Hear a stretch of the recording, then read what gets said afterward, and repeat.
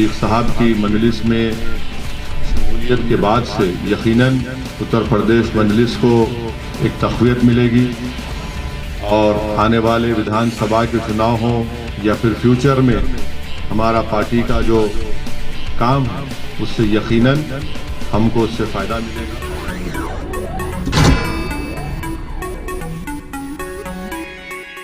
ये पूरे परिवार का, उनके ख़ानदान का, उनके जिम्मेदारों का, और मेरा मानना ये है कि इंशाअल्लाह ताला जनाब अतीक साहब की मजलिस में शमूलियत के बाद से यकीनन उत्तर प्रदेश मजलिस को एक तक़वियत मिलेगी और आने वाले विधानसभा के चुनाव हों या फिर फ्यूचर में हमारा पार्टी का जो काम है उससे यकीनन हमको उससे फ़ायदा मिलेगा। तो मैं दिल की गहराइयों से बड़ी बहन भाभी का, उनके पूरे परिवार का वेलकम करता हूं और साथ ही साथ हमारे मीडिया के जो जिम्मेदारान हैं उनके जो अगर आपके सवालात हैं तो मैं उसको देने के लिए तैयार भी हूं और पूरी तैयारी के साथ भी आया हूं ताकि आप लोगों को कोई तकलीफ ना हो।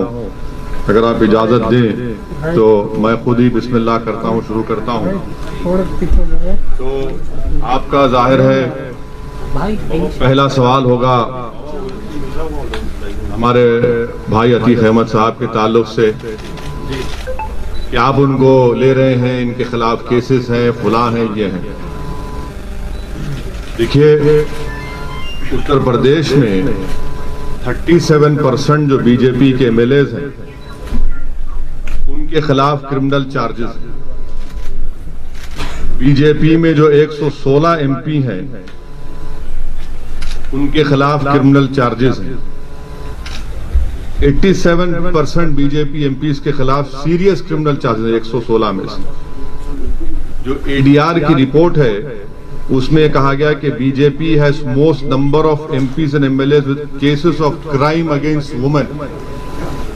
एडीआर ये कहता है कि बीजेपी एक एनजीओ है जो तमाम हम लोगों का रिकॉर्ड रखता है। उन्होंने कहा कि बीजेपी में ऐसे कई एमपी एमएलए हैं जो जिनके खिलाफ महिलाओं के खिलाफ मुकदमा है। 30% उसमें सीरियस चार्जेस हैं उनके ऊपर। और बीजेपी के जो अलाई जेडीयू है उसमें 81% एमपीज के ऊपर क्रिमिनल चार्जेस हैं। बीजेपी में एक सांसद है मध्य प्रदेश से, उनके खिलाफ तो और सीरियस चार्ज है। आप जानते हैं जो माजी में नाथूराम गोडसे को अपना हीरो माना और हेमंत करकरे के ताल्लुक से अनाप शनाप बका। और पांचवी बात यह है कि इस साल मार्च में सुप्रीम कोर्ट को जो एमिकस क्यूरी ने रिपोर्ट दी, सुप्रीम कोर्ट को यह बताया गया कि उत्तर प्रदेश में 77 केसेस जो मुजफ्फरनगर राइट के थे उनको उत्तर प्रदेश की सरकार ने विड्रॉ किया। खुद मुख्यमंत्री योगी आदित्यनाथ ने अपने खिलाफ एक केस को विड्रॉ कर लिया और 2007 का जो गोरखपुर का केस उनके खिलाफ था, मुख्यमंत्री ने कहा कि इसकी प्रोसिक्यूशन की इजाजत नहीं देता। तो इससे एक बात और इससे बात साफ जाहिर हो गई कि जिस किसी पॉलिटिशियन का नाम प्रज्ञा होगा, अजय होगा, कुलदीप होगा, संगीत होगा, सुरेश होगा, कपिल होगा, वो लोकप्रिय नेता होगा। और जिसका नाम अतीक होगा, जिसका नाम शहाब होगा, जिसका नाम मुख्तार होगा, वो बाहुबली हो जाएगा। ये रियलिटी है, इसको आप इनकार नहीं कर सकते। और अगर अतीक अहमद मुजफ्फरनगर कांड से पहले अगर कोई प्रोवोकेटिव स्पीच देते और गोरखपुर में कोई और भाषण दे देते और उसके बाद गड़बड़ हो जाती तो हो सकता, या फिर उनका उस समाज से ताल्लुक होता जिसके पास सत्ता है, तो यकीनन उनके खिलाफ भी केसेस विड्रॉ हो जाते।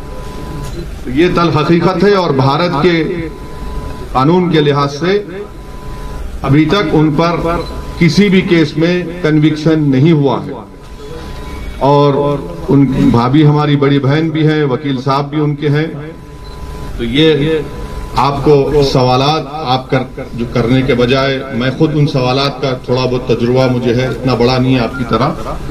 आपका और मेरा वक्त बचाने के लिए मैंने ये बात आपके सामने रखी।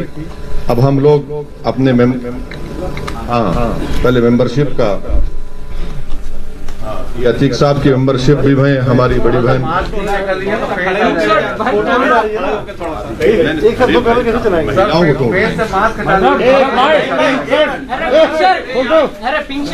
अतीक साहब की मेंबरशिप का दे रहे हैं। ये हमारी बड़ी बहन भाभी का भी मेंबरशिप हमारे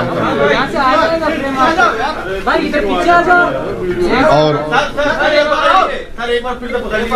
फिर पकड़ लेंगे। बिल्कुल बिल्कुल, आप जैसा बोले। अभी एक बार आप ले लीजिए हमारा, वो आप देख लीजिए, आपकी बरादरी है। तो मैं अब हाँ इधर भी देख लीजिए।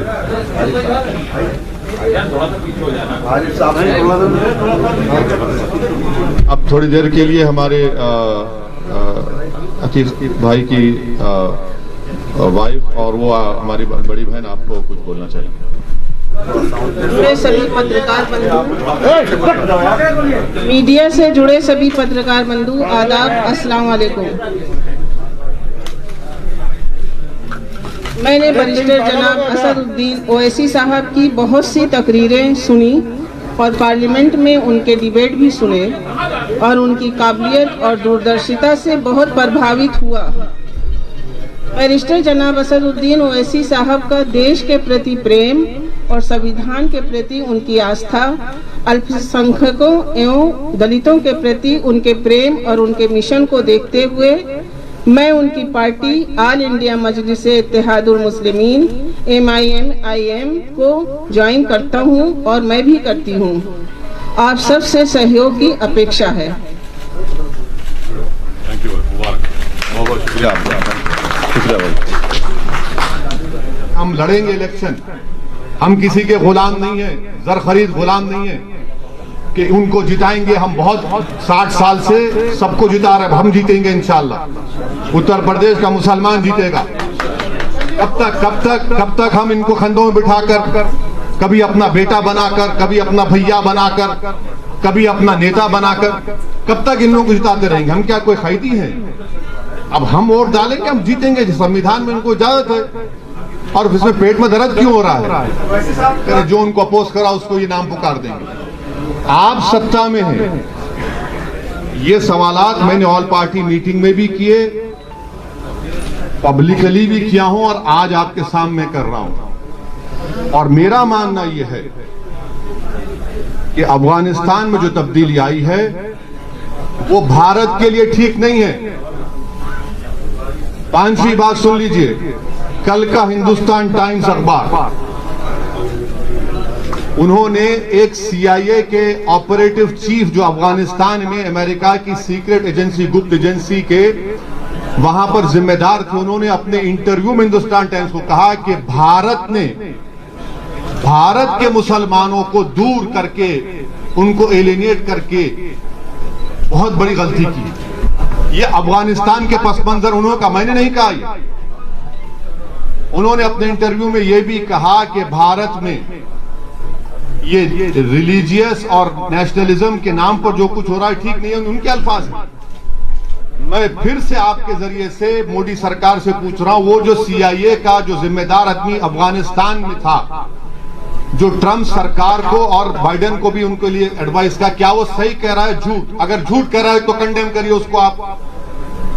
ये हमारे सवालात हैं। और जो कुछ अफगानिस्तान में हुआ है और होने जा रहा है उससे पाकिस्तान को फायदा हो रहा है। बहैसियत एक इंडियन के ये हमारे लिए फ्यूचर में ये चैलेंजेस पैदा हो सकते हैं जिसको सरकार को जवाब देना है। देश में कास्ट सेंसस होना चाहिए और सेंसस की बुनियाद पर ही तो आप पॉलिसी बनाते हैं ना। और भारत को आजाद होकर 70 साल हो गए तो सेंसस क्यों नहीं होगा OBC का? जब सेंसस में SC, ST, minority Hindu non Hindu लिखा जाता है, रिलीजन का, तो ये क्यों नहीं किया जाता? करना चाहिए हम बराबर। और आखिरी बात, 50% का ये जो रिजर्वेशन है इसको खत्म करना चाहिए, इसको आगे बढ़ना चाहिए। ये हमारा पार्टी का, हमने बात पार्लियामेंट में अपनी स्पीच में कही, आप देख भी सकते हैं। Thank you sir, thank you.